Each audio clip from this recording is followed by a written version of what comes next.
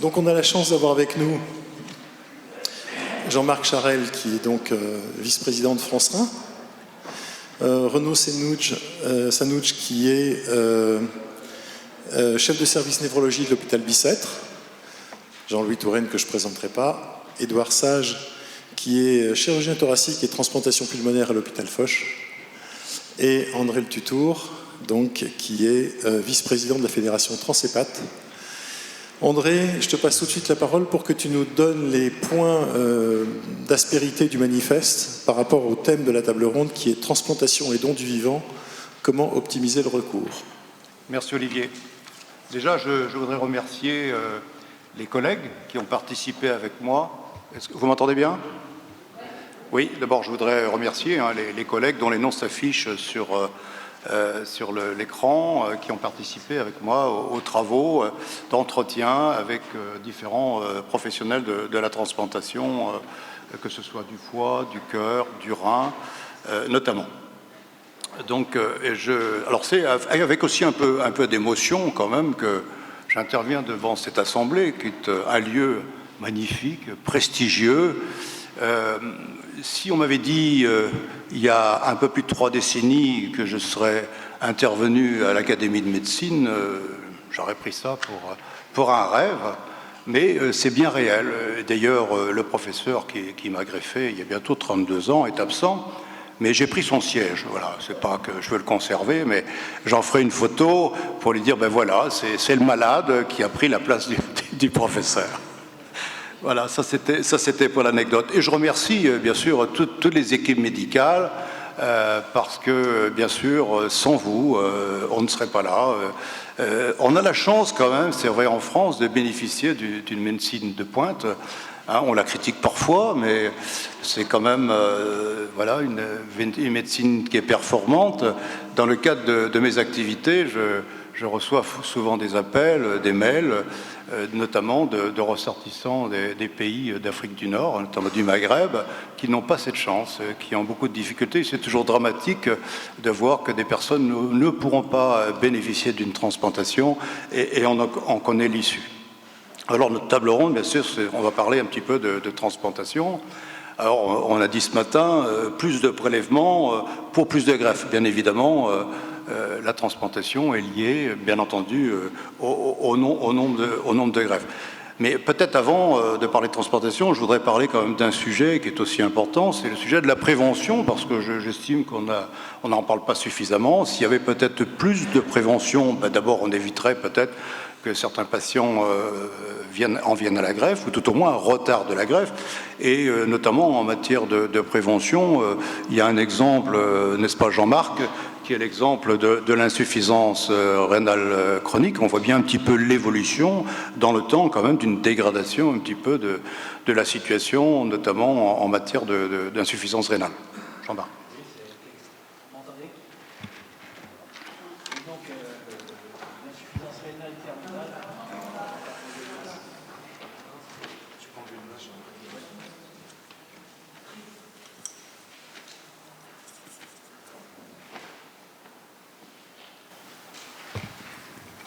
Oui, donc l'insuffisance terminale, c'était 8560 patients en 2009. 10 ans après, donc en 2019, c'est 11 437 patients. Donc il y a une forte progression. Et ces progressions sont dues, bien sûr, au diabète, à l'hypertension, à l'obésité. Et si on ne peut pas contrôler ces malades sur ces problématiques de santé, on va encore accentuer la quantité de malades qui va venir alourdir le nombre de patients. Donc la prévention, et France Rhin est très penchée sur ce sujet-là. Et donc la prévention est la première des choses à faire. Merci.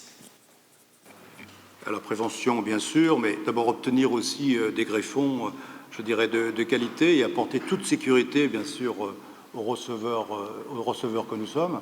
Laurent Dubé disait ce matin que, bien sûr, l'âge moyen des donneurs est de 58 ans et que 40% en fait des donneurs ont plus de 65 ans. Donc on voit bien qu'un certain nombre de patients, bien sûr, sont touchés par un certain nombre de comorbidités, et donc il faut s'assurer que, bien sûr, le receveur reçoive des greffons de qualité, donc en toute sécurité. Et puis je dirais que ce trésor que nous avons en nous, on doit en prendre soin, bien sûr par une observance, bien sûr, régulière. Et puis il y a aussi une chose qu'on a un petit peu abordée ce matin aussi, c'est l'importance quand même d'un suivi post-greffe. On a parlé dans certains établissements, certains CHU, des cohortes quand même assez importantes. Les équipes de suivi sont pas toujours suffisamment constituées pour suivre des cohortes de 1500, voire 2000, voire plus patients. Donc il y a des suivis qui peuvent se faire décentralisés, mais je pense qu'il y a besoin aussi nous sommes dans un parcours de soins, tout éviter bien sûr qu'il y ait de rupture de parcours de soins, et éviter bien sûr la perte du greffon, parce que s'il y a perte du greffon, il y a retransplantation, donc comme la ressource est quand même assez rare, autant faire très attention. Voilà. Donc voilà, justement sur le recours à de bons greffons. Alors il y a des techniques qui se mettent en place. Je pense que le professeur Sage pourra nous parler notamment de réhabilitation de greffons pulmonaires. Il y avait récemment, au cours des journées de l'agence de biomédecine, le professeur Scaton qui intervenait sur la transplantation hépatique. Il nous disait qu'il reçoit de plus en plus de greffons hépatiques avec des stéatoses assez importantes, qu'il arrive par un certain moyen de diminuer un petit peu ces graisses qui peuvent se trouver dans le foie et améliorer bien sûr la qualité des greffons pour le receveur. Toutes ces techniques nouvelles, toutes ces orientations représentent un coût suffisamment important. Là aussi, le professeur Sage pourra nous en parler. Ces machines à perfusion ne sont pas forcément prises en charge par la CPRM. Chacun un petit peu se débrouille dans les établissements. On a des coûts absolument importants. Est-ce que demain, bien sûr, tous les établissements pourront s'équiper de ces nouvelles technologies? Si je pense aussi en rein, on a eu une intervention d'un transplanteur rénal, donneur vivant de Lille, qui nous parlait d'un robot à 2 millions d'euros pour faciliter notamment la greffe donneur vivant, avec un coût d'entretien du matériel de 100 000 euros. Est-ce que tous les centres de transplantation pourront être équipés demain? Et y a-t-il d'ailleurs pas trop de centres de transplantation? Faut-il aussi regrouper les centres, concentrer, regrouper les équipes? Voilà un petit peu les sujets qui sont posés. Quel type aussi, bien sûr, quel seuil minimum faut-il avoir par centre de greffe? Et puis aussi, un sujet important, quelle formation pour les médecins, pour les intervenants chirurgicaux? Voilà, ce sont toutes ces questions qui seront sans doute abordées au cours de cette table ronde. Et je vais passer la parole donc à Jean-Marc Charel, qui, lui, va parler plutôt du don du vivant. Jean-Marc, à toi. Oui, le don du vivant. Donc, tout à l'heure, un monsieur nous disait qu'il n'entendait pas les greffés s'exprimer. Eh bien, je peux vous dire qu'on est deux déjà sur ce podium, et il y en a pas mal parmi la salle. Personnellement, je suis un greffé grâce à un don du vivant de mon épouse il y a 12 ans. Donc, le don du vivant, le programme prévu donc, dans le 3e plan greffe, c'était 1000 donneurs vivants en 2021. Bien sûr, la crise est passée par là. En 2019, on n'en était quand même qu'à 510, soit la moitié. Et puis, la tendance n'était pas à la hausse. Donc, il était difficile d'envisager qu'en 2021, on arrive à ces 1000. Alors, est-ce que la prévision était trop optimiste? Est-ce qu'on n'a pas mis les moyens pour y arriver? La question est posée, c'est aussi celle que nous posons aujourd'hui. Donc en France, la greffe à partir de donneurs vivants représente à peu près 14% des greffes du rein, puisque c'est quasiment la seule greffe possible avec don du vivant. À côté de cela, les pays anglo-saxons, et notamment l'Amérique, comme le rappelait le professeur Charpentier, c'est 50%. Donc on a quand même une sacrée marge de progression. Comment développer le don du vivant dans notre pays? Bien, le collectif propose de lever les freins que nous avons bien sûr identifiés en interrogeant les professionnels, en s'interrogeant nous-mêmes, et on s'appuie sur 3 propositions. Tout d'abord, c'est simplifier, accélérer les démarches administratives. C'est vrai que le don du vivant, alors ce matin on en a parlé, c'est minimum 6 mois, ce que nous dit l'ABM. Voilà, mais en fait, il faudrait que ça soit 6 mois finalisé. En fait, on s'aperçoit que souvent, les gens attendent presque 1 an, si c'est pas plus, et entre-temps, il peut y avoir des problématiques de santé qui vont retarder ou carrément annuler cette greffe. C'est aussi favoriser et partager l'information entre donneurs et futurs donneurs.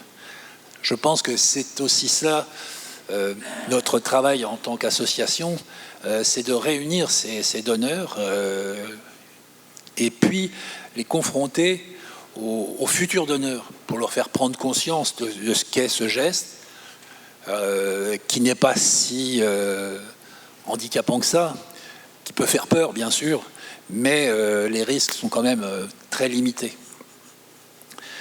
C'est développer aussi et renforcer la formation des équipes médicales sur le don du vivant, tant dans la communication que dans la pratique. Bien sûr, il faut toucher les néphrologues, parce que c'est les premiers à proposer ce type d'intervention, mais aussi les urologues qui interviennent et qui malheureusement souvent ont éthiquement un frein par rapport à aller opérer quelqu'un qui est en très bonne santé, puisque quand les donneurs font un bilan médical, ils sont vraiment très, très observés, et donc on ne prend pas n'importe qui. C'est aussi assurer la reconnaissance du don du vivant et de la qualité de la prise en charge des donneurs. Souvent, on le revoit bien dans les hôpitaux, autant le transplanter, le greffer est quelqu'un de protégé, de choyé, bien sûr, parce qu'il a des risques rapidement à la sortie du bloc, mais le donneur, il est souvent même un peu ignoré, je dirais, et c'est quand même dommage. Et puis aussi dans sa vie après, le donneur, les visites médicales sont assez rares, et puis c'est encore une personne qui va être un petit peu clouée au pilori. Quand on parle par exemple des gens qui disent bon ben voilà, j'ai donné, j'ai fait mon acte, je suis content d'avoir fait cet acte, j'ai des projets de vie, je veux par exemple investir, acheter un appartement, créer une entreprise, peu importe. Je vais me retrouver coincé parce que je n'ai plus qu'un rein. Et dans ce cas-là, disons qu'on va avoir des problèmes d'assurance par rapport à ce prêt. Donc là aussi, il y a un travail à faire. Voilà en quelques lignes donc les grands axes que l'on a développés. Et après, bien sûr, la discussion est ouverte. Merci Jean-Marc. Édouard Sage, je vous passe tout de suite la parole. Alors vous, le don du vivant, peut-être que c'est pas facile en chirurgie thoracique, moins qu'on puisse dire. Quand on a un organe impair comme le cœur, c'est difficile. Et en ce qui concerne les poumons, je pense que c'est pas encore une technique très très appliquée. C'est même interdit en France, donc c'est assez simple. Voilà. On peut réduire ça à ça aujourd'hui sur la discussion, même si elle peut être faite, et elle est faite à l'international. Je parle du poumon, le cœur. Ça va pas être facile. On coupe la discussion très court. Voilà, est-ce que c'est un sujet probablement, peut-être pas tant sur le fait qu'on augmente le nombre des organes, mais peut-être qu'on facilite la correspondance immunologique, parce que ça c'est aussi des points importants quand on veut améliorer les résultats. On voit très bien qu'il y a tout ce qui se passe sur le périopératoire, mais le long terme c'est l'infection et les rejets, et on sait très bien, et ça a été très clairement démontré que le don du vivant permet d'avoir une compatibilité immunologique qui est bien plus matchée que quand on a un donneur décédé.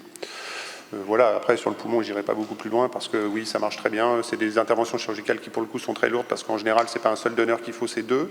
Pour arriver à faire de la transplantation bipulmonaire, on est obligé d'aller prendre, d'avoir deux compatibilités. En général, c'est le père et la mère qui donnent pour l'enfant, donc ça démultiplie un peu les forces.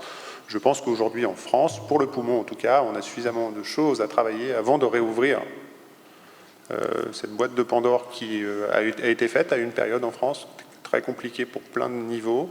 Je ne suis pas sûr qu'on soit prêt à le faire pour l'instant encore. J'ai plein de sujets à évoquer avec vous pour essayer d'avoir d'autres greffons, cadavériques certes, donc d'un point de vue immunologique, mais avec lequel on doit pouvoir les rendre plus compatibles. Et alors, les différentes propositions du collectif, qu'est-ce que vous en avez pensé? Ce sur quoi on devrait rebondir? Quelles sont celles qu'on doit, dans une feuille de route, je dirais, mettre en avant en première intention, deuxième intention, troisième intention? Alors, d'abord, je vais vous remercier d'être là, parce que depuis tout à l'heure, tout le monde me remercie d'être venu, mais je vais faire l'inverse. Merci de m'avoir sollicité, parce que je crois que c'est extrêmement important qu'on travaille tous main dans la main, et quand je dis tous, c'est les professionnels de santé, mais aussi les associations de malades pour essayer de faire avancer. Je crois que c'est essentiel. Il faut garder en mémoire qu'on fait ce travail que pour les malades. Et certes, on le fait avec passion, ça aide parfois, et vous allez vous rendre compte que mon discours, c'est même essentiel pour pouvoir travailler. Mais c'est pour vous qu'on le fait, donc merci. Deuxième point, je vais inverser un tout petit peu le paradigme parce que si on parle de denrées précieuses, il faut garder en mémoire qu'il y a une denrée précieuse pour laquelle et sans qui rien ne pourrait être fait, c'est les docteurs qui prennent en charge la transplantation. Depuis le démarrage jusque sur le suivi. Mais je vais parler d'une catégorie que je connais un peu précisément, qui s'appelle l'équipe chirurgicale.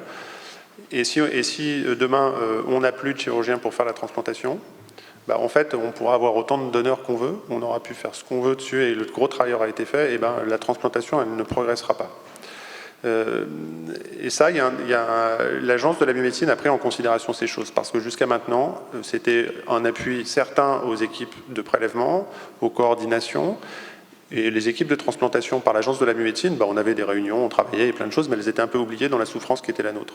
Et elles se sont aperçues qu'un certain nombre de recours avaient été nécessaires, d'arbitrage avait été fait, parce qu'un certain nombre d'équipes étaient dans la souffrance, dans la difficulté, et que quand on est dans la difficulté, c'est aussi simple que ça, les résultats en pâtissent, et donc du coup la survie, la qualité, et ainsi de suite, devient moins bonne que quand on est bien efficient. Et donc en fait, ça, c'est à prendre en considération, parce que pour nous, que l'agence ait pris conscience qu'il faille aussi être en appui pour les centres de transplantation, ça met en exergue qu'il y a un souci. Ce souci, il existe, alors on peut le reprendre dans tous les sens. Est-ce qu'il y a trop de centres? Peut-être. On pourra revenir dessus, j'imagine qu'il y aura des discussions et ça pourra ouvrir la discussion. En tout cas, je parle des centres pour la transplantation pulmonaire en particulier, est-ce qu'il y a trop de centres? Peut-être. En tout cas, ce qui est sûr, c'est il faut appuyer le fait qu'il ne faut pas en ouvrir plus. Ça, c'est déjà une première chose. On peut inverser aussi le paradigme. Pour l'instant, c'est sûr, c'est qu'on est suffisant, peut-être trop. Mais la prise de conscience va nous aider à avancer. Elle va nous aider à avancer justement pour essayer de voir comment faire pour que les jeunes futurs chirurgiens puissent considérer que cette profession est attractive. C'est une problématique aujourd'hui, je vous l'ai dit, on vit ça avec passion, donc n'ayez crainte que les équipes qui sont actuellement en place et qui font de la transplantation le font avec vraiment la passion. Mais quand on a besoin de rediscuter avec nos jeunes et qu'on leur dit viens faire ce qui me passionne, ça les passionne tout de suite un peu moins, parce que c'est du temps, parce qu'on pourra revenir sur l'ensemble de l'organisation sanitaire qui fait que la transplantation, et en tout cas tout ce qui est la zone essentielle de la transplantation, qui est quand même le don et le prélèvement, se passe très régulièrement la nuit ou le dimanche. Et en fait, et tout ça, c'est dans une accumulation avec des équipes qui sont probablement pas suffisamment en nombre pour pouvoir professionnaliser réellement ce métier. Et donc si on ne le professionnalise pas, ça veut dire qu'à côté on a un autre métier. Je fais 70% ou 80% de mon activité, c'est la cancérologie. 20% du reste, c'est la transplantation. Ça, c'est en termes de nombre de malades que je vais faire. Mais si on inverse et qu'on tend passer autour de tout ça, 80% c'est la transplantation et 20% c'est l'activité de cancérologie, parce que les filières de cancérologie sont bien plus routinières, tout est organisé, les RCP, les plans cancer, enfin tout ce qui a pu avoir lieu, et qui fait qu'aujourd'hui ça marche plutôt bien, et tout est perfectible bien sûr, mais ça marche bien.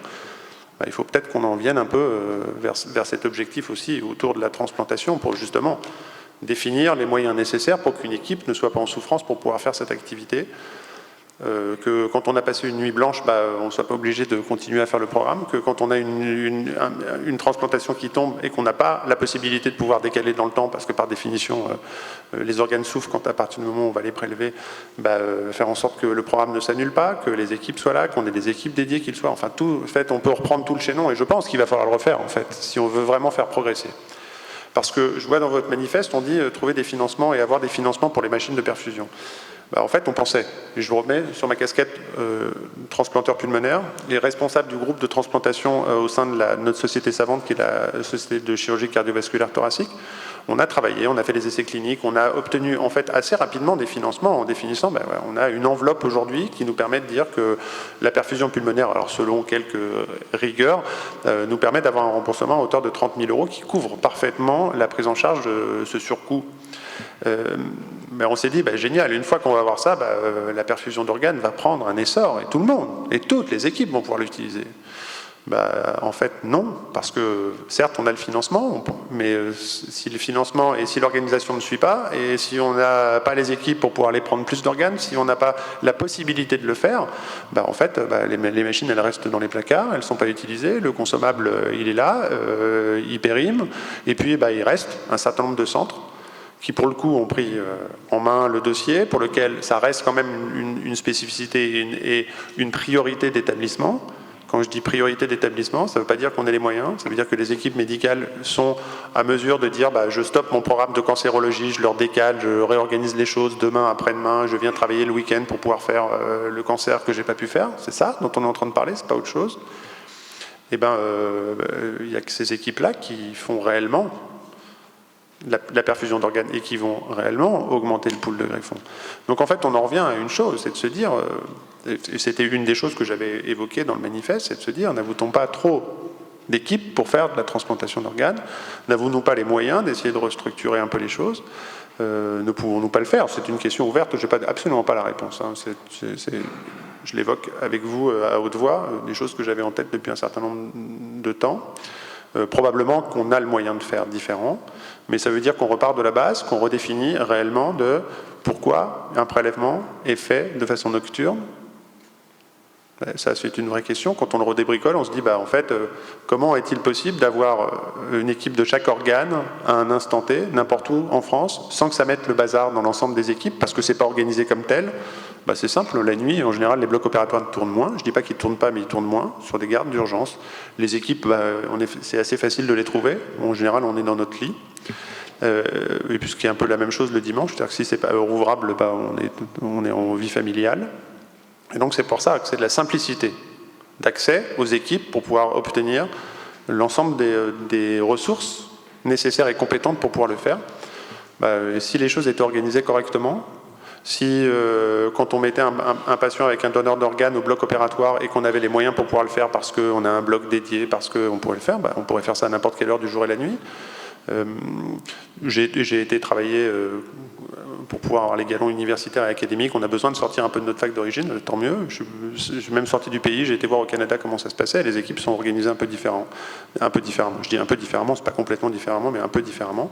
Ce qui fait qu'on a des équipes qui sont dédiées avec des mastodontes qui font de la transplantation, et donc les donneurs, ils sont répartis en France, mais comme à partir du moment où s'il y a 3 donneurs à des instants T ou quasiment en même temps, c'est les mêmes équipes, on dit oui, on accepte les 3, c'est pas un problème, mais on va les faire les unes après les autres.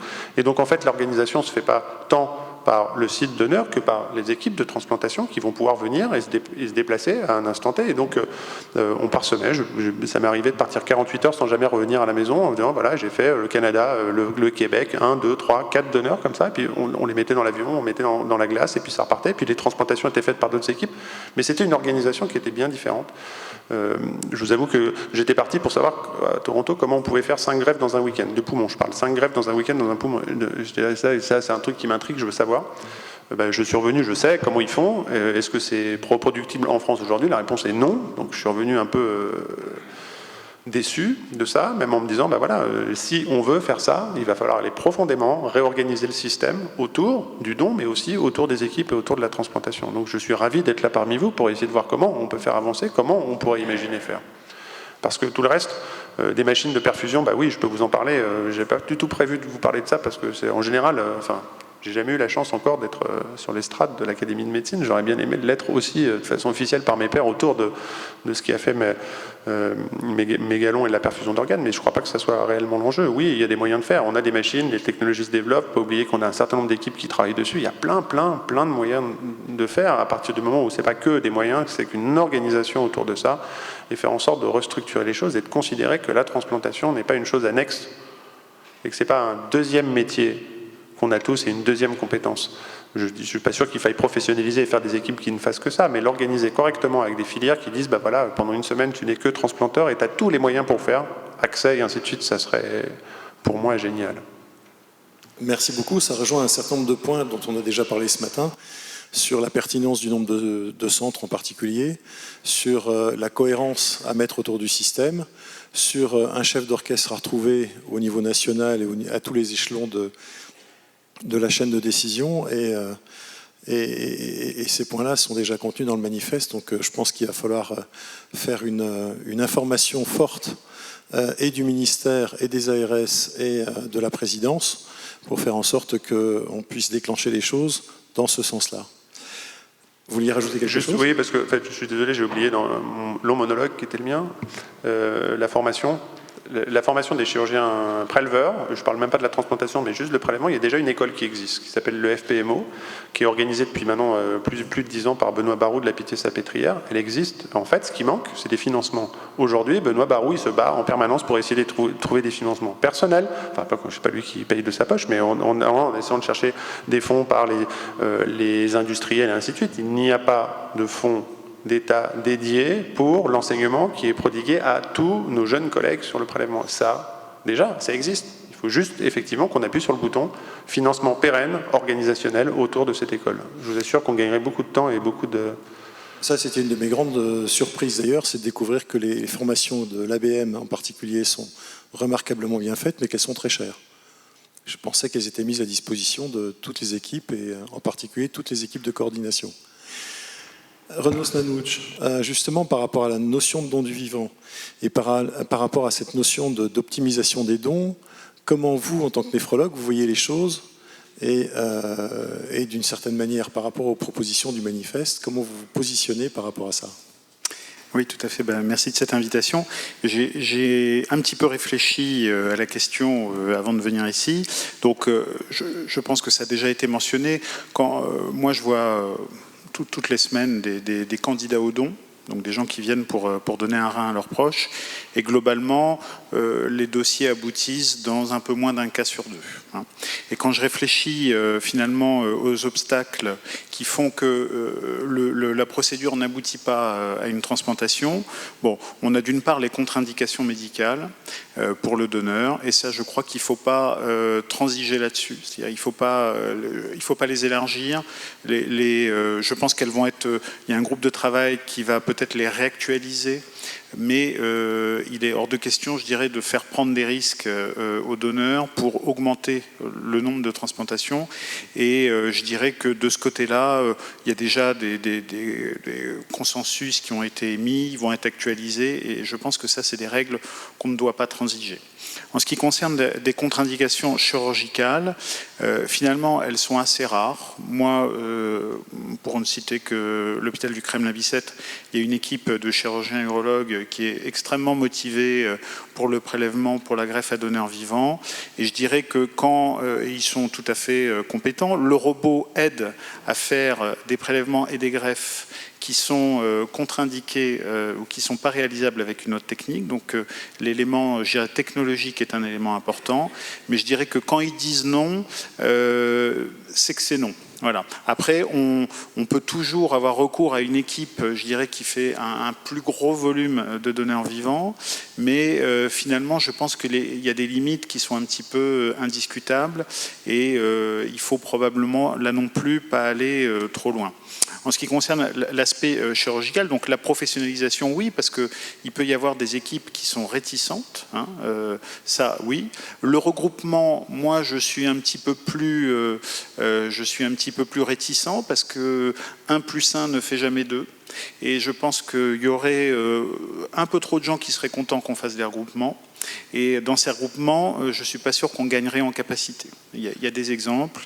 Et donc je pense qu'il vaut mieux axer sur la professionnalisation que sur le regroupement, personnellement. Après, si je fais le listing un petit peu des obstacles, les obstacles immunologiques, problème de groupe sanguin, problème de compatibilité HLA, alors c'est là que le don croisé pourrait aider, hein, mais moi malheureusement, quand j'ai un obstacle immunologique à l'heure actuelle, je dis au receveur que malheureusement on ne pourra pas faire. Je ne me lance pas dans le don croisé. Il y a 12 ans, 12 greffes. Bon, voilà, ça ne marche pas pour l'instant. Il faut qu'il y ait une réelle volonté politique d'aller plus loin, de simplifier les procédures. Il faut vraiment que ça soit un sujet dont tout le monde s'empare et qu'on dise, bah voilà, on va faire du don croisé une vraie façon d'augmenter les capacités de transplantation. À l'heure actuelle, il faut mobiliser une équipe de coordination entière pendant des semaines. Voilà, c'est pas possible. Après, sur les propositions, la reconnaissance du don du vivant, la simplification administrative, oui, bien sûr, c'est un élément important. Évidemment, le temps de préparation est extrêmement long et c'est une mobilisation des équipes de coordination. Et c'est sûr que si on avait plus de moyens au niveau des coordinations, on pourrait faire avancer les dossiers. Ça, c'est évident. Les obstacles au remboursement, oui, évidemment, parce que ça aussi, c'est du temps auquel se consacrent nos coordinatrices. C'est-à-dire qu'elles en font presque autant avant la greffe qu'après, pour faire en sorte que les transports, les frais engagés soient remboursés, parce que les économates des hôpitaux mettent du temps, et donc c'est elles qui font la courroie de transmission. Et donc oui, sûrement que ça libérerait du temps, mais je ne suis pas sûr que ça dégagerait vraiment des possibilités de transplantation. En fait, moi, si je devais vraiment réfléchir, je trouve, à un des obstacles majeurs, je trouve qu'il est au niveau des receveurs. Finalement, moi, ce qui me frappe, hein, c'est quand je vois des receveurs et que je parle tout de suite du don vivant comme étant, je dirais, la possibilité numéro 1 d'être greffé, eh bien, j'ai beaucoup de receveurs qui disent « ça, c'est hors de question ». Donc, ils ne veulent même pas ouvrir la porte. Il y a un blocage d'emblée. J'explique, je rassure, je dis que c'est au terme d'un bilan, qu'un patient qui a donné un rein n'est pas quelqu'un de malade, qui n'a pas de régime à faire, qui n'a pas de traitement à prendre. On donne toutes ces explications. Mais il y a un blocage, je dirais, si on fait peser la décision sur le receveur. Évidemment, le receveur doit être consentant pour recevoir le rein d'un de ses proches, mais pour beaucoup de patients, c'est quelque chose qu'ils ne veulent pas envisager. Alors, si on essaie d'aller un petit peu plus loin et de se dire comment on pourrait améliorer les choses, c'est probablement en parlant bien plus en amont. Et là, je rejoins une de vos propositions, c'est-à-dire que c'est en parlant au stade de la maladie rénale chronique. Bon, voilà, on a identifié chez le patient une maladie rénale qui va progresser, qui va conduire à l'insuffisance rénale terminale, et on sait que parmi les options s'opposera la transplantation rénale. Et donc, il faut dire tout de suite que la transplantation à un donneur vivant est la meilleure solution. Et je dirais qu'on devrait dire que la transplantation à un donneur vivant est la solution, et que si on ne peut pas, on fait une transplantation à un donneur décédé. On a été longtemps dans le paradigme inverse. Et donc, je pense qu'il faut vraiment présenter dans la communication la transplantation à un donneur vivant comme mettant la solution numéro 1, parce que c'est elle qui donne les meilleurs résultats, c'est elle qui permet d'être greffé plus tôt, c'est elle qui permet de faire des économies pour la société. Et après, si on ne peut pas, on envisage la greffe à donneur décédé. Et je pense que c'est en parlant tôt que pour ces receveurs, il y a une possibilité que ça chemine, il y a une possibilité d'en parler, je dirais, de façon un peu dédramatisée et non urgente, parce que c'est sûr que lorsqu'on commence la dialyse en urgence, c'est déjà un bouleversement, mais en plus, si on doit envisager la greffe, et en plus qu'on doit envisager que quelqu'un de la famille donne un rein, ça fait énormément pour les gens. Et probablement qu'avec le temps, on pourrait faire accepter les choses petit à petit et faire naître une réflexion dans l'entourage. Donc je pense que là, c'est une communication qui doit gagner toute la communauté néphrologique, parce que nous, on voit le patient une fois, deux fois lors des consultations pré-greffe, mais les gens qui les voient tout le temps, ce sont des néphrologues de dialyse. Et donc je pense que c'est très important que cette communauté soit sensibilisée, et puis également la société dans son ensemble, hein, en réussissant à faire passer le message, et un message, je dirais, continu, disant que on a besoin d'une greffe rénale, ça va donc être une transplantation à donneur vivant. Et si on ne peut pas, on pourra toujours se tourner vers une greffe à donneur décédé. Merci beaucoup. Ça me donne tout de suite une transition pour Jean-Marc Charel. Jean-Marc, ça veut dire, oui, si je vais plus loin que Renaud, que je suis provocateur, ça veut dire que la dialyse, ça devrait être après la greffe du don à donneur vivant, après la greffe du don à donneur décédé, et en tout état de cause, éventuellement passer à la dialyse. C'est-à-dire qu'on devrait inverser peut-être la proposition qui consiste à dire à l'heure actuelle, on vous met en dialyse et puis on vous greffe après.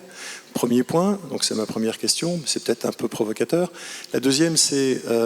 justement, dans cette réticence, ce qui m'avait beaucoup frappé quand on avait préparé la table ronde avec Renaud, cette réticence sur le receveur à ne pas vouloir recevoir un rein de quelqu'un qui est de sa famille, comment une association peut se positionner, comment elle peut aider à faire comprendre les enjeux, comment elle peut concrètement apporter une aide, une sensibilisation par rapport à tout ça aux familles qui sont concernées, parce qu'elles sont chez vous. Enfin, au moins, elles devraient être chez vous. Oui, d'abord je vous remercie parce que vous allez tout à fait dans le sens que nous imaginons.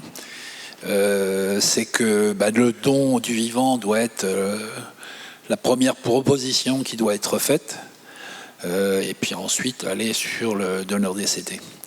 Je voudrais revenir sur le blocage du receveur, puisque c'est vraiment important. J'ai rencontré des gens dans ma démarche pour pouvoir aller parler avec ces personnes qui sont souvent dialysées, malheureusement. Et l'idée, c'est quand même bien de travailler en amont. C'est-à-dire pas quand la personne arrive au stade 5 de la maladie rénale, qui est la phase dite terminale. J'aime pas beaucoup ce mot, parce que ça sonne... voilà, c'est la fin. Donc non, c'est pas terminé. Il y a encore des choix possibles à faire. Je préfère le terme suppléance. Donc il faut préparer en amont. Et c'est aussi la démarche que nous on propose, c'est que dire voilà, le patient va arriver. Pourquoi on parlait tout à l'heure avec André du dépistage. C'est important de préparer les gens, parce que moralement, psychiquement, c'est quand même un acte assez fort. Il faut se préparer déjà à recevoir un don. Déjà, quand on vous apprend la maladie, vous en prenez un sacré coup. Et ensuite, quand on vous annonce les différentes suppléances, bien sûr, toujours on vous annonce la dialyse en premier, et ensuite la greffe. C'est lourd à porter d'un coup. Donc si on travaille suffisamment tôt avec les patients, ils arrivent dans la maladie avec des FG, je sais pas, de 40, quelque chose comme ça. C'est quand même la maladie est encore modérée, on va dire. Là, on peut commencer à entamer une discussion avec les patients, pour déjà bien les informer sur la maladie. Comment on peut vivre. Alors donc c'est nous notre job d'association, c'est dire oui, nous on vit, on a cette maladie là, on vit avec, et vous voyez, on est encore là, on est présent, on est actif. C'est aussi de faire devenir le patient acteur de sa santé, et ça c'est important. Il ne faut pas que le patient soit passif, parce que sinon il va s'enfermer dans des suppositions, et puis voilà, il va avoir du mal à faire les pas. Et donc c'est toute cette préparation qui est importante pour justement le préparer. Qu'est-ce que c'est que la greffe d'organes, le don du vivant, bien sûr, et puis bien sûr après la dialyse. Mais c'est vrai, je suis tout à fait d'accord, c'est la greffe d'abord, la dialyse après, et donc là peut-être qu'on verra. Mais il faut du temps. On ne sait pas du jour au lendemain qu'on peut partir comme ça. Et puis surtout avec les objectifs non obtenus, oui, de 500 dons du vivant sur les 1000 attendus. Je te repasse la parole, vas-y. Sur le don croisé. C'est vrai que donc, le docteur vient de le dire, hein, la procédure est d'abord très très complexe. 12 dons en 10 ans, enfin en quelques années. Mais là, il y a aussi autre chose qui entre en ligne de compte. C'est qu'on a pu affaire à un don. Moi, c'est ma femme qui m'a fait un don. Il y avait quand même l'affectif qui était là. Hein. Dites à ma femme, si elle avait dit vous allez donner pour quelqu'un d'autre, et puis quelqu'un d'autre donnera pour votre mari. Je ne sais pas si elle l'aurait fait. Donc on n'est déjà plus sur la même philosophie. On est là, pour moi, le don croisé, on est déjà dans le don altruiste. Et ça, il faut y réfléchir. Alors ça peut s'expliquer, parce qu'il y a des gens qui défendent le don altruiste, pourquoi pas, mais c'est une autre forme. Voilà. Je comprends parfaitement. Alors, est-ce qu'il y a des questions dans la salle ?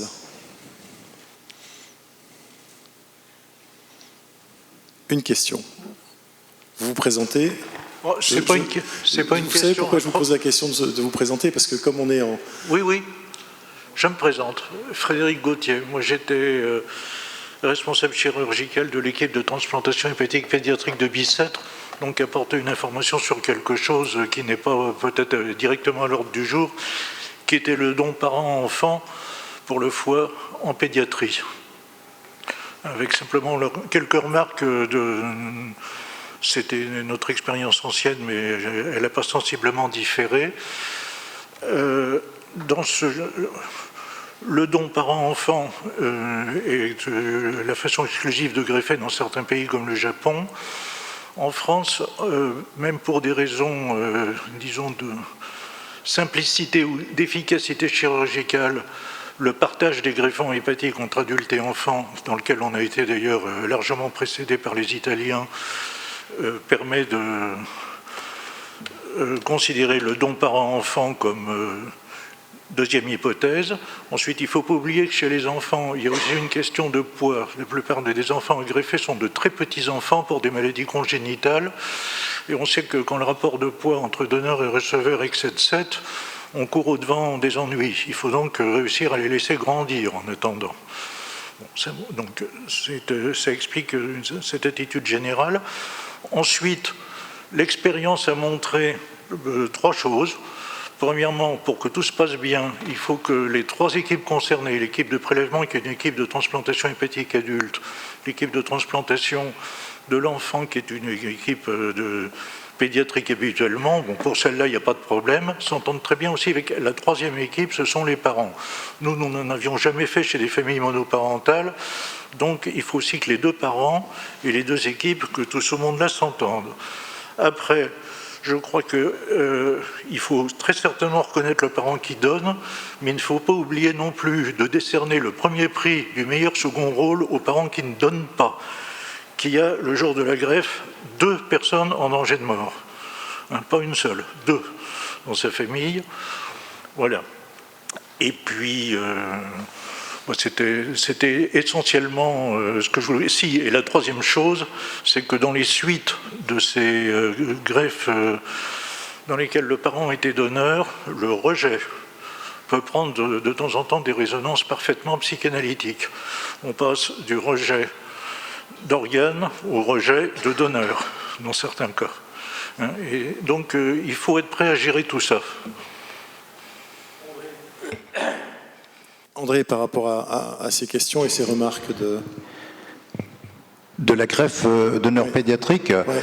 Alors d'abord c'est une greffe, on a de nombreux exemples quand même que c'est une greffe qui marche bien. On connaît effectivement des receveurs qui ont dépassé les 30 ans de greffe, et ce qui est même remarquable, je connais personnellement des jeunes femmes qui ont eu des enfants après la greffe, ce qui est encore redonner la vie après une greffe, c'est quelque chose quand même d'extraordinaire. Et dans certains cas, ça va être aussi le sujet de beaucoup de travaux, on l'espère, c'est la suppression des traitements immunosuppresseurs. Ça existe. Et je pense d'ailleurs qu'on doit faciliter la recherche en ce sens pour demain, peut-être pour un certain nombre d'entre nous, de pouvoir se passer de ce traitement qui n'est pas quand même banal, qui a un certain nombre d'effets secondaires, et notamment sur la fonction rénale, vous le savez bien. Voilà. Alors, pour répondre à votre question aussi, dans le manifeste, on a posé aussi la question du don du vivant pour les enfants, qui est limité, je crois, pour un donneur à 35 ans. Alors, je ne sais pas si c'est le cas. On demande à ce que cet âge soit prolongé, enfin, à ce qu'il soit ramené, par exemple, à 50 ans, de manière à pouvoir faire davantage de greffes. C'est pas sûr qu'on en gagne beaucoup, mais qu'il y ait cette possibilité. Pour la petite histoire, je connais un cas dans lequel c'est une jeune grand-mère entre 50 et 60 ans qui a donné son lobe gauche. Il y a eu ensuite, d'ailleurs, un an après le rejet du lobe gauche, et c'est finalement sur son gendre qu'elle a retourné sa colère. Bernard, une question, un commentaire ? Non, merci. Le petit commentaire, c'est que j'ai fonctionné, moi, dans 2 pays particuliers. J'ai exercé au Canada, à McGill, donc dans le système nord-américain, et bien sûr le système français. J'ai été étonné dans le don vivant apparenté, comment dans le monde anglo-saxon, la famille reçoit la mauvaise nouvelle que d'un coup quelqu'un est malade. Et alors qu'en France, c'est considéré comme une malédiction de Dieu, toutes les dieux, et que bien sûr on va se lamenter, puis ensuite on va essayer de trouver une solution, mais difficile sur la dame, la mère qui donne, et la femme est plus généreuse que l'homme en général. Hein. On le voit très bien dans le don vivant apparenté. Chez les anglo-saxons, c'est pragmatique. C'est comment on va sortir de cette situation et comment on va pouvoir améliorer la vie de la famille de ce propositus et que tout le monde va gagner. Et en fait, ça explique les 50% que je revenais, parce que non seulement c'est la famille, mais c'est même des gens émotionnellement relatés. Alors que nous, en France, on a très peur de ça. Est-ce que sous la table, il n'y a pas un échange d'argent, de moyens, etc. Dans le monde anglo-saxon, on ne se pose pas ce problème. C'est comment, tout le monde sait qu'un des plus grands joueurs de rugby au monde, malheureusement qui est mort, a été transplanté. Il a continué à jouer avec sa transplantation rénale. Et c'était un journaliste, je ne dis pas c'est pour toi, Olivier, parce que tu pourrais être donneur potentiel, qui lui a donné un rein, un jeune allomou, tout le monde le sait. Et en fait, dans le monde anglo-saxon, la prise de conscience de la maladie est différente de nous. Et dernière chose, là encore, j'ai fonctionné en donneur cadavérique. Quand vous dites à une famille, dans le système anglo-saxon, la personne est mort cérébralement, on ne s'intéresse plus. C'est-à-dire qu'en fait, il n'y a pas de religion mythique sur le corps. Le corps, une fois que la tête ne marche plus, donc on est incinéré, grosso modo.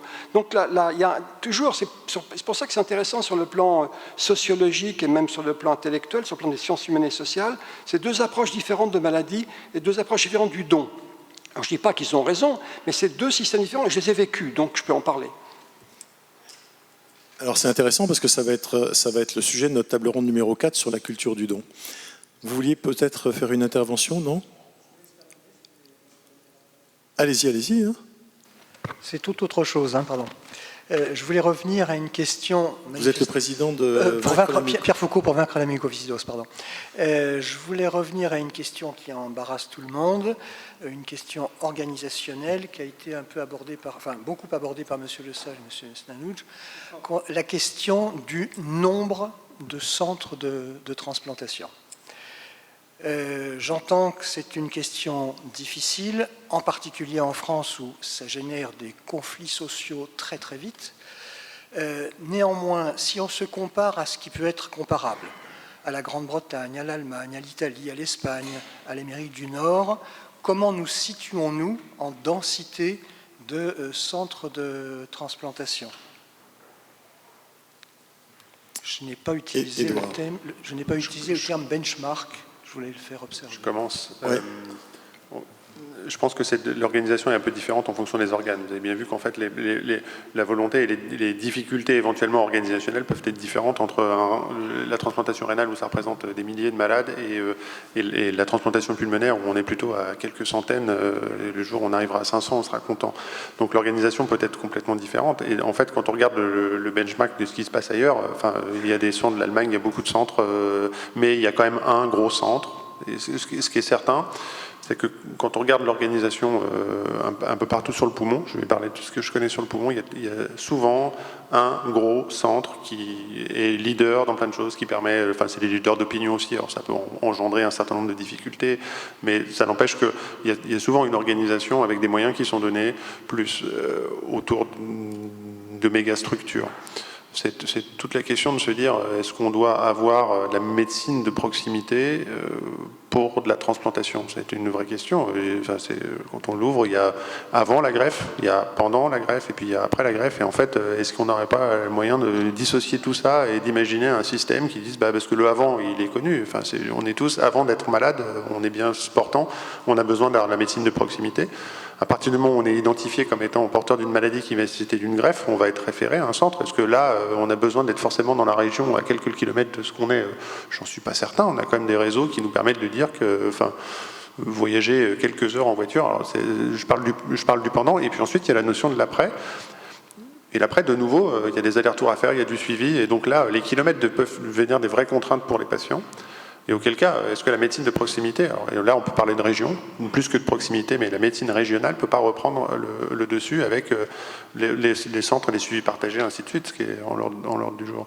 Mais l'organisation n'est pas mieux ailleurs, je crois, malheureusement, et comme l'a dit M. Charpentier, c'est vrai, ça dépend aussi de plein de choses, il y a des choses qui sont adaptables en France, et d'autres qui ne le sont pas, parce que la sociologie peut prendre le dessus, parce que l'organisation peut prendre le dessus, parce que la politique peut prendre le dessus, et en fait, partout, il n'y a jamais le système parfait, malheureusement. Ça serait trop facile. Enfin. Jean-Louis, cette organisation, la façon dont Édouard l'envisage. Alors, sur la question spécifique du nombre de centres, c'est un sujet délicat parce que trop de concentration peut aider à une pratique importante et donc certains bénéfices en qualité, en efficacité, etc.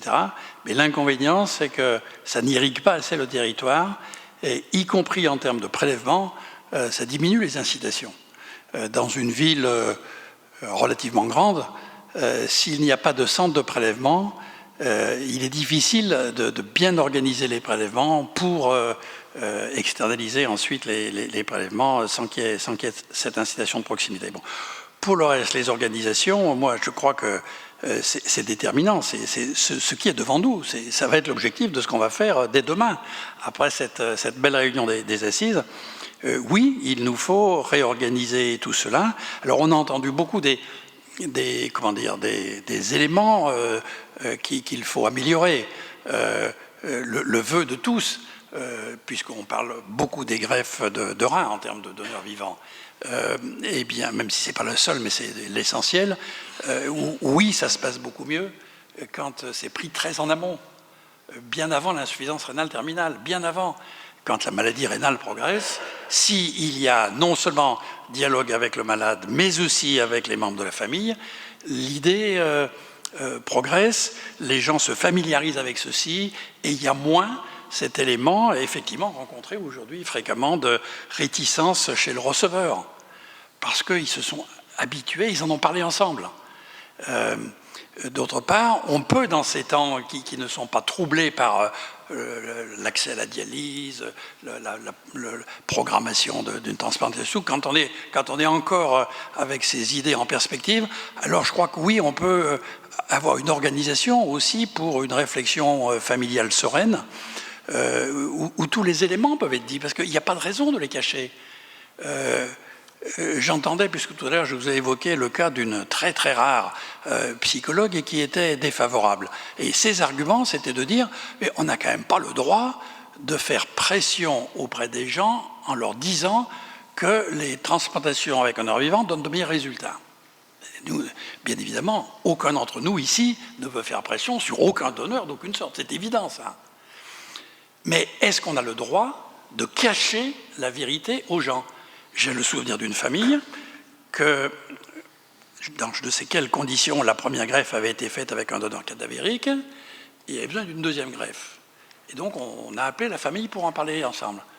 Et les gens ont dit, mais pourquoi vous nous demandez maintenant, vous ne l'avez pas demandé avant? Parce que pourquoi ça n'avait pas été fait?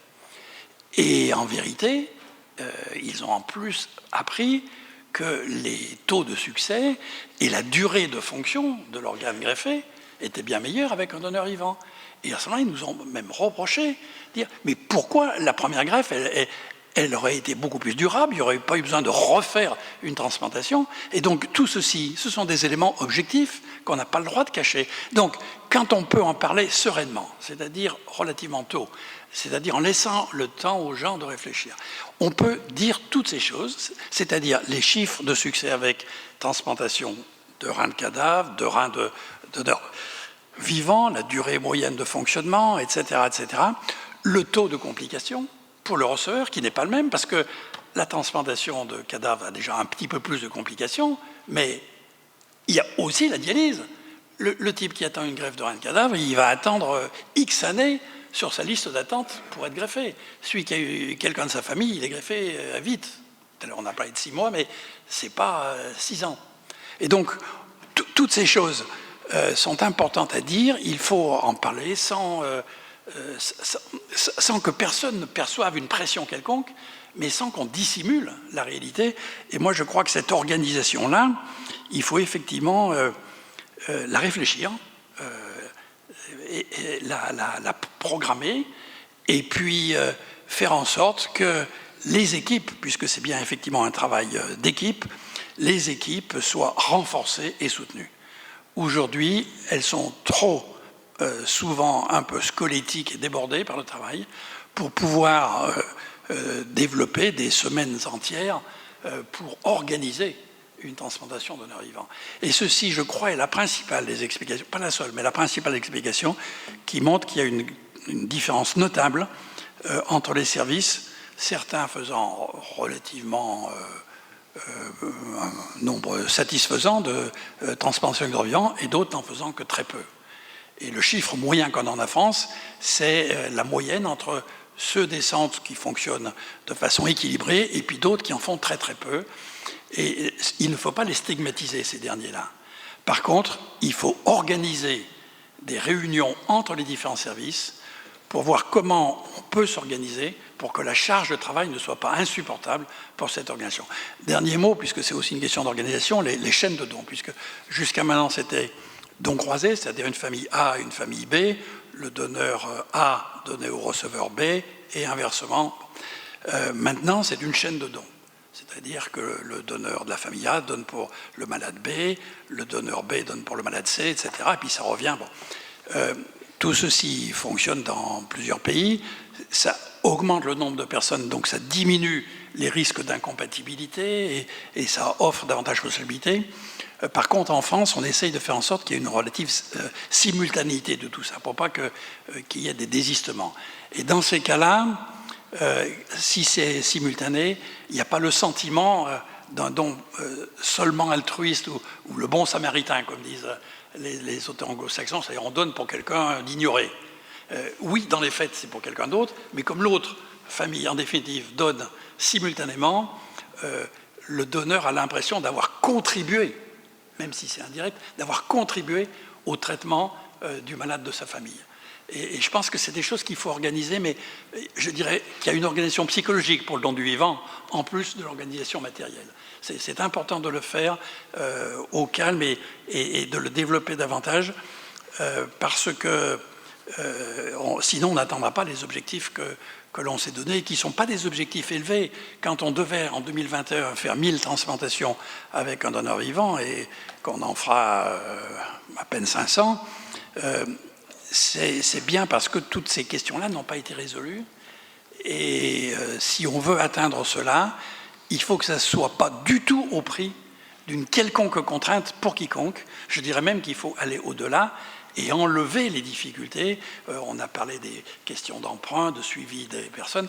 Il y a aussi un élément qu'on peut citer, et je ne sais pas comment il faut le présenter, mais quand les gens ont peur, c'est souvent le Rosseur d'ailleurs qui le premier dit ça, que ça puisse nuire à la santé du donneur. Je crois qu'il faut leur rappeler ces statistiques qui ont été établies dans plusieurs pays, dont la France. La longévité des donneurs de reins est plus grande que la longévité moyenne des Français. Ce n'est pas parce qu'ils ont donné un rein qu'ils vivent plus longtemps, c'est parce qu'ils ont été sélectionnés comme donneurs potentiels, donc en bonne santé. Et tous ceux qui sont avec des affections importantes ont été exclus de la statistique. Donc on voit bien que le fait de donner un organe n'est pas un handicap au bout du compte, mais il ne faut pas qu'il y ait ni un reste à charge, ni une difficulté pour des emprunts futurs ou pour les assurances, etc. Il faut que tout soit facilité et que les remboursements n'interviennent pas longtemps après. Il faut que ça soit immédiat. Je dirais qu'il est normal dans ce geste de solidarité formidable qui est de donner un de ses organes à un proche. Il faut évidemment que tout soit accompagné pour que ça soit à la satisfaction, que ça soit simplement le fait que quelqu'un accepte de consacrer quelques semaines de sa vie à se mettre en marge de toutes ses activités pour un geste d'amour à un de ses proches, mais il ne faut pas que le prix soit plus lourd que cela. Merci beaucoup Jean-Louis pour ces précisions. Renaud, j'ai une double question. Une question qui vient de la salle et puis une autre question qui vient de la salle.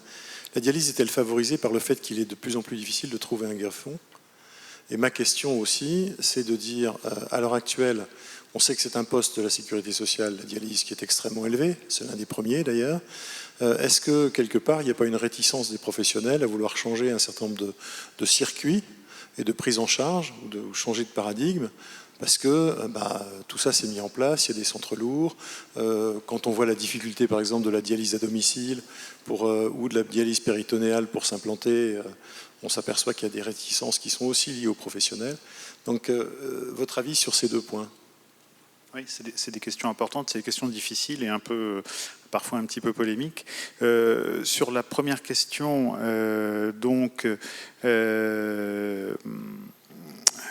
excusez-moi. Je vais commencer par la deuxième, en fait. En fait, tout ça est une question de timing, je pense. En effet, les patients nous sont majoritairement adressés par les centres de dialyse. Et donc, il est vrai qu'ils sont probablement, dans un certain nombre de cas, adressés un petit peu trop tard, puisque souvent, nous voyons les patients lorsqu'ils ont déjà démarré la dialyse. Alors après, est-ce que c'est un état de fait qui est lié au fait qu'il y a toute cette infrastructure et qu'il y aurait un bénéfice, je dirais, financier sur lequel on ne veut pas renoncer ? Moi, je pense que c'est plus des habitudes de travail. Je pense que c'est plus des habitudes qui sont de dire je suis néphrologue, je suis un patient, je le prépare à la dialyse et puis une fois que la dialyse a démarré, je l'adresse au centre de transplantation. Prêter des intentions, je dirais, financières aux néphrologues de dialyse, je pense que c'est un petit peu abusif. Je pense que maintenant, l'HAS a établi qu'il s'agissait d'un critère de qualité, l'adressage au centre de transplantation. Donc, pour peut-être certains professionnels qui étaient qui avaient des pratiques un petit peu discutables, je pense que maintenant, il y a un contrôle qui est fait quand même pour vérifier que les patients sont bien adressés. Le fait est que nous continuons à voir les patients un petit peu trop tard pour la transplantation. Et alors, en effet, vous avez tous compris que j'ai oublié la première question. La première question, est-ce qu'elle porte sur le fait de savoir si, en fin de compte, on ne favorise pas la dialyse parce que justement, il y a un manque de greffons ? Oui. Non, je ne pense pas. En fait, il faut plutôt présenter les choses différemment. C'est-à-dire que nous ne pouvons pas faire de greffe préemptive parce qu'il y a cette pénurie de greffons. Donc, en fait, je veux dire, les patients, une fois qu'on les inscrit, ils vont être greffés. Ils vont être greffés. Ils vont attendre. Ils vont attendre en moyenne 3 ans, 2 à 3 ans pour être transplantés. Mais ils vont finir par être greffés. Ce que nous n'avons pas en France, finalement, c'est de la transplantation préemptive à partir de donneurs décédés. Le seul moyen de faire de la transplantation préemptive, c'est avec un donneur vivant. Pourquoi ? Parce que l'Agence de la biomédecine a jugé qu'il était préférable, dans l'ancienneté qui est prise en compte pour l'attribution des greffons, de favoriser l'ancienneté en dialyse plutôt que l'ancienneté d'inscription. Et c'est compréhensible. Je veux dire, il faut limiter le temps de dialyse des patients et donc favoriser l'accès à la greffe pour les patients dialysés. Et plutôt que de greffer trop tôt des gens alors qu'ils auraient un débit de filtration glomérulaire à 25 ou 20 minutes, parce qu'on les a inscrits très en amont. Donc on décourage cette attitude-là.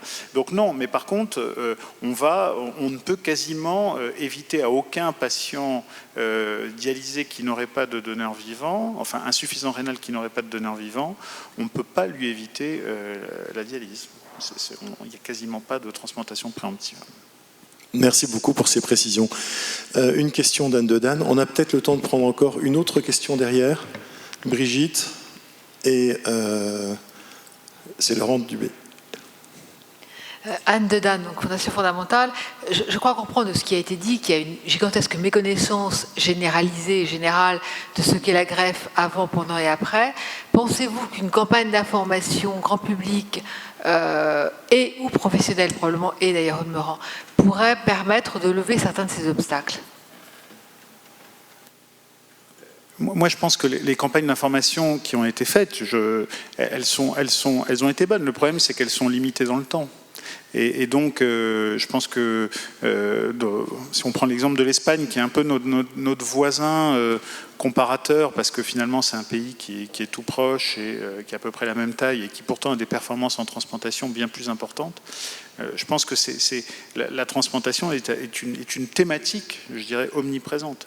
Donc là, la transplantation rénale, c'est devenu un produit télévisuel. Hein, vous pouvez allumer la télé, je pense, toutes les semaines, voir un reportage sur quelqu'un qui a donné un rein à ses proches. Mais ça n'est pas vraiment de la campagne d'information, c'est devenu banalisé. Je pense qu'il faut trouver un moyen de toucher les gens, parce qu'on ne peut pas dire qu'on ne parle pas de greffe. Voilà. Encore une fois, je trouve que l'impact... Enfin, il y a énormément d'émissions ou un peu de télé-réalité qui sont faites autour de la greffe. Il faut trouver le moyen de donner des informations et de faire des campagnes qui touchent beaucoup plus le public et qui fassent que, ben voilà, quand quelqu'un arrive au stade d'insuffisance rénale terminale, je dirais spontanément, ses proches savent que, ben voilà, il faut envisager, il faut parler du don, il faut l'envisager. Alors ensuite, on a Brigitte et Laurent. Deux choses, en fait. C'est vrai que pour ce qui est de la greffe préemptive, pour ça, il faut qu'il y ait un suivi qui soit correct avant et précoce. On voit bien qu'on retombe un peu sur ce dont on a parlé ce matin, c'est-à-dire que le parcours d'insuffisance rénale stade 4-5, il est dans les textes. Il y a eu des financements qui ont été donnés aux établissements, mais les financements ne sont pas arrivés ou pas arriver complètement dans les services, et donc tant qu'on n'aura pas les moyens pour faire un suivi correct du parcours de l'insuffisance rénale, ça sera difficile d'une part d'éviter la dialyse et de faire une greffe préemptive. La deuxième chose, toujours, j'en veux pas après les directions d'établissement, mais quand même c'est un problème. On voit bien, enfin dans la région que je connais, qui est la région parisienne, où il y a 7 services de greffe de reins, où il y en a un, où il y a beaucoup moins de compétition au niveau du bloc opératoire pour pouvoir organiser les greffes, et où la greffe donneur vivant atteint un pourcentage très important. Donc là aussi, si ce n'est pas une priorité dans l'établissement,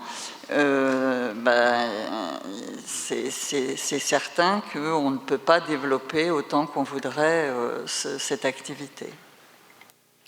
Laurent, agence de biomédecine. Oui, merci. Je voulais juste revenir sur une petite assertion que j'ai entendue à 2 reprises sur les formations agences. Les formations agences, effectivement, sont chères. Ok. Les formations agences, effectivement, sont chères, c'est vrai, mais les frais de formation sont pris en charge par l'agence de la biomédecine et ne sont pas à la charge des établissements.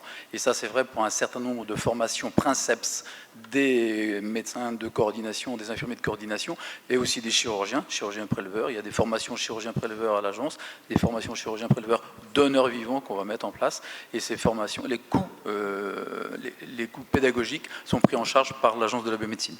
Mais il y a effectivement d'autres formations annexes qui ont un coût et qui reviennent à la charge des établissements. Mais elles sont beaucoup moins nombreuses. Très bien. On arrive... Édouard, vous vouliez apporter un éclairage, non? Oui, il est normal que les formations soient tarifées. On ne travaille pas pour rien, c'est logique. Enfin, je veux dire, il y a des compétences qui sont mises derrière. Heureusement que ça a un coût. Tout ça, la question, c'est qui le prend en charge et faire en sorte que ça soit pris en charge correctement pour que les équipes puissent y associer. Donc moi, je trouve ça logique et que ça soit cher. J'ai tendance à dire, tant mieux. Ça veut dire qu'on a les compétences derrière et que les compétences sont reconnues. La question, en fin de compte, était mal posée de ma part. C'était pas tellement le coût. C'était qui prenait en charge. C'était ça surtout qui est important. Bien entendu. On arrive à la fin de la table ronde. Je voudrais 2 mots de conclusion, un mot d'André et un mot de Jean-Marc. Alors, c'est vrai qu'on a parlé beaucoup de la greffe rénale. On n'a pas parlé des autres greffes. Je pense notamment à la greffe cardiaque ou la greffe hépatique. Je pense que ce sujet-là, le sujet de la transplantation, bien sûr, c'est un sujet qui est primordial. Il y a beaucoup de réussite quand même dans la transplantation. Ça prolonge considérablement la vie. On en est quelques exemples. Alors, il y a une chose dont on n'a pas trop parlé encore, c'est du suivi post-greffe, mais je trouve que le suivi post-greffe est quelque chose de très important, compte tenu des cohortes qui sont beaucoup développées. On aura, je pense, entre associations, à bâtir aussi des projets là-dessus, à discuter avec les équipes, à discuter avec l'agence de médecine, pour savoir quel est le meilleur suivi, comment on va s'organiser. Il y a des systèmes numériques qui vont se mettre en place, systèmes informatiques. On a besoin d'avoir un suivi. Tout prochainement va s'ouvrir le dossier santé, l'espace santé, avec un DMP qui sera, j'espère, un peu plus utilisé, notamment par les différents professionnels de santé. Ça devrait avoir un meilleur suivi encore du transplanté. Voilà. Jean-Marc ? Oui, donc là, je voudrais revenir. Tout à l'heure, on parlait des frais engagés pour le donneur vivant. C'est mon sujet. Je pense il faudrait qu'il y ait une ligne d'ALD, allocation longue durée, pour le donneur vivant, dans le cadre de son geste, qui permettrait déjà de prendre en charge l'ensemble des frais occasionnés par le don, et donc que ce ne soit pas à la charge de l'établissement qui va transplanteur, et puis qu'il y ait un suivi, et aussi qu'il soit reconnu dans le temps, pour son geste, parce que, tout à l'heure je vous le disais, malheureusement les donneurs ne sont pas suffisamment reconnus. Et ça, je pense qu'il y a quelque chose à faire de ce côté-là. Donc ça veut dire que pour Thomas Fatome, qui est le directeur de la Caisse nationale d'assurance maladie, il y a 2 objectifs. Ouvrir l'espace numérique, ce qui va être fait là, ce qui est quasiment sur le... Et la deuxième chose, pas forcément créer une ALD. Il y a déjà une ALD qui est une ALD entre guillemets indifférenciée, mais faire rentrer dans les critères la possibilité d'avoir le donneur vivant qui soit pris en charge. Bon, ben voilà, il y a encore une chose à faire à la suite du manifeste pour arriver à un objectif qui soit un objectif qui contente tout le monde. C'est parfait. Ben écoutez, je vous remercie.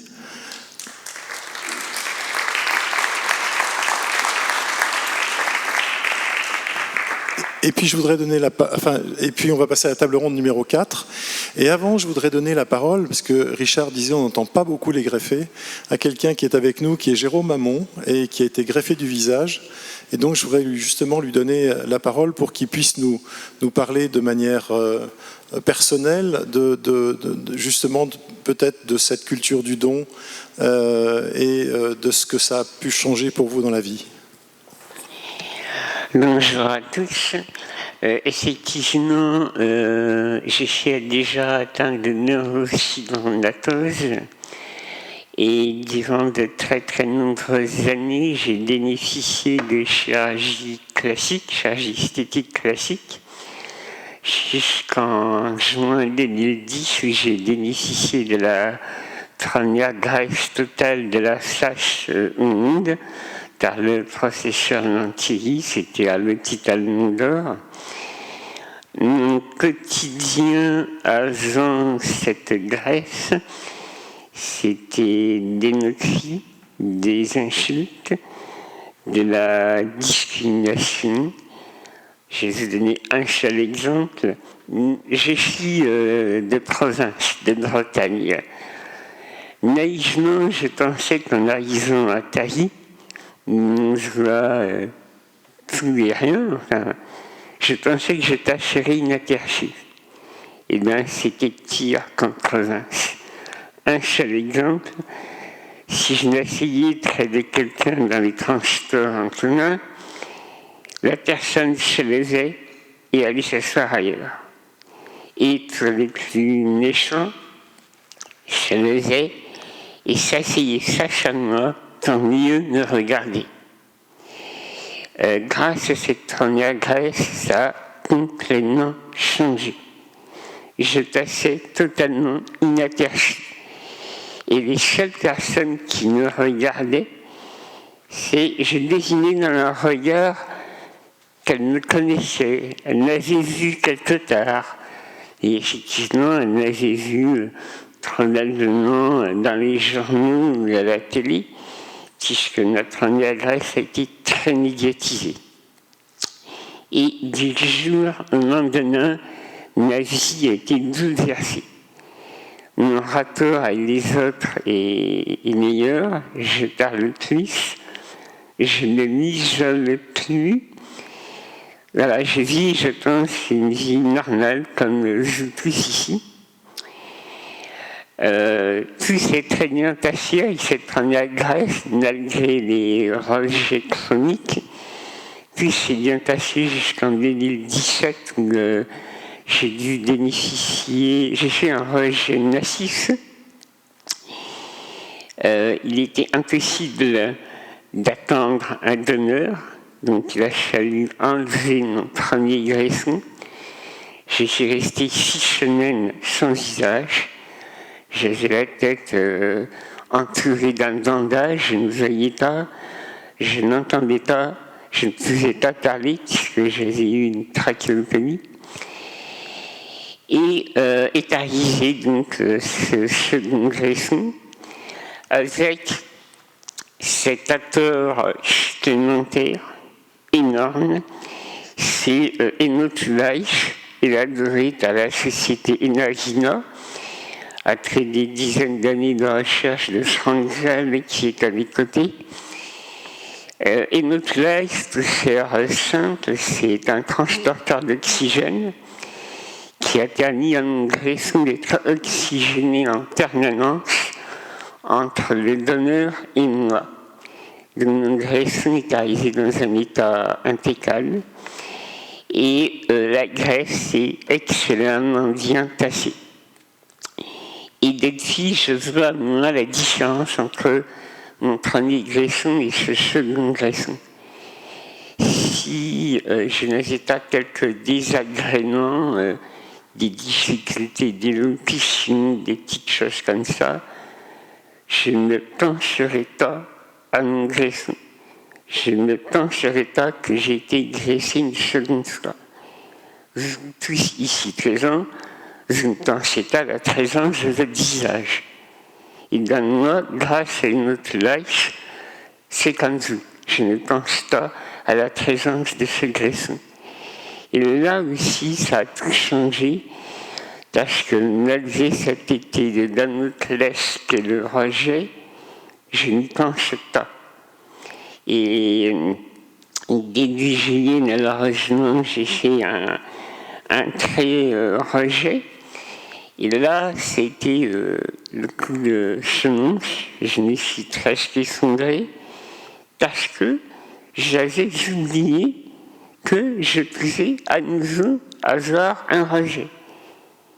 j'avais complètement oublié. Et ça, encore une fois, je suis intimement convaincu que c'est grâce à une autre life qui a permis que mon greffon se comporte bien et qu'il évolue bien.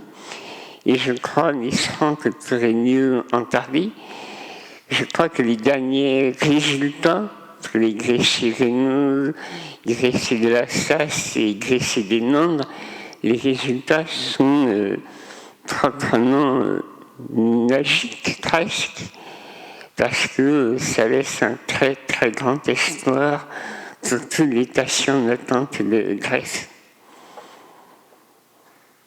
Merci beaucoup Jérôme pour ce témoignage.